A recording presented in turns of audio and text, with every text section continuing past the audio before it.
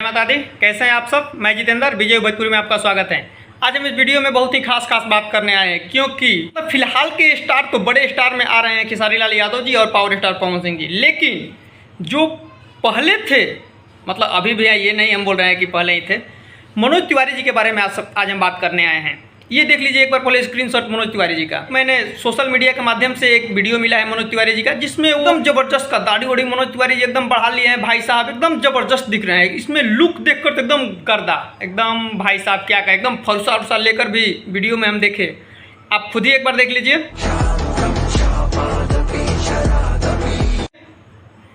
ये जब मैंने वीडियो देखा, ये पता नहीं किस चीज़ का वीडियो है, इनका गाना आ रहा है, ये क्या, ये तो हम इस बात को तो पुष्टि नहीं कर पाए, लेकिन जब ये भी आएगा तो हम आप सबके बीच जरूर रखेंगे बात को अपनी और बताएंगे कि ये किस में का गाना है।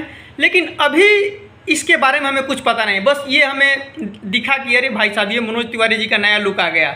ये किस चीज़ का है ये अभी हमें भी कंफर्म पता नहीं है। हमें अगर पता चलता है तो आप सबके बीच हम जरूर बताएंगे। फिलहाल अभी तक के लिए बस इतना ही। वीडियो को लास्ट तक देखने के लिए धन्यवाद। अगर आपने चैनल पर नए आए हैं तो चैनल को सब्सक्राइब करके जरूर जाइएगा। जय माता दी।